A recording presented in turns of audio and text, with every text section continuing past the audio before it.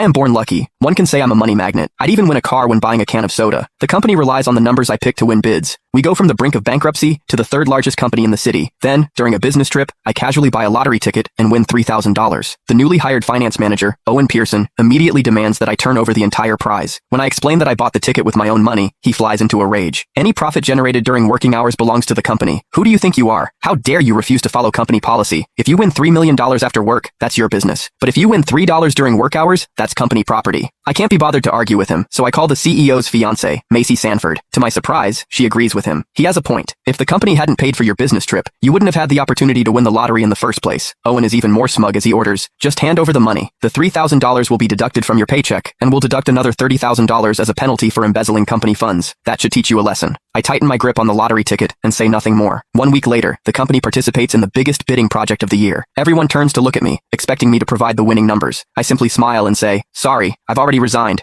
I have no obligation to fill out the bid proposal anymore. You heard what Miss Sanford said, didn't you? Owen Pearson sneered, his face flushed with triumph. She specifically asked me to clean up any corruption here. You want to embezzle public funds? In your dreams. I didn't bother arguing. I turned on my heel to leave. Owen lunged forward, grabbing my wrist. His eyes flared with pure greed as he stared at my watch. You think you can just walk out? How could a guy like you afford a watch this expensive? You probably bought it with the lottery winnings from your business trip. Hand it over. Controlling my anger, I said, this watch was a gift. It has absolutely nothing to do with any business trip or lottery. Owen rolled his eyes dramatically. Bullshit. More like a little bonus for sleeping with some sugar mommy on your trip. Man, you really go all out. I wondered why you were flying all over the country. Turns out you've got business everywhere, selling yourself like a man whore. Around us, colleagues began whispering. No wonder Toby always comes back claiming he won the lottery. It wasn't a lottery at all, just payment for his service. A sly glint danced in Owen's eyes. Well, are you going to tell us you got this from sleeping with a wrinkled old hag, or are you sticking to the lottery story? Seeing the dangerous look on my face, a coworker tried to play peacemaker. Toby, just say you bought it with the lottery winnings. It's just a watch, not worth ruining your reputation over. Yeah, exactly. Just hand it over to the company and move on. Be more careful next time. Fury rushed straight to my brain. I pointed at them one by one. The shoes you're wearing were bought during our business trip in December, and you bought a gaming console while away on a business trip last month. Finally, I locked eyes with Kobe Buckner, the one laughing loudest. And you, weren't you just bragging about how your wife got pregnant after visiting you just once while you were away on a business trip? By your logic, should all of those things be handed over to the company too? The room fell dead silent. I stepped right up to Owen. If none of them hand over their things, what makes you think you can demand mine? Feeling his pride wounded, Owen snatched the watch from my wrist and slammed it violently onto the floor. Glass and gears shattered instantly. Oops, I tried to give it back, but your reflexes are just too slow. Having had enough, I pulled out my phone to call the police. Someone yanking it right out of my hand, smashing it against the floor. Enough! How long are you going to keep making a scene? Macy Sanford stepped forward, face grim. Toby Burton, I'm warning you, don't push your luck. How dare you threaten your colleagues with the police? Apologize to Owen, now! Owen instantly dropped his smug attitude, twisting his face into faux remorse. Toby, I'm sorry. I didn't mean to do that. Let me pay you back for it.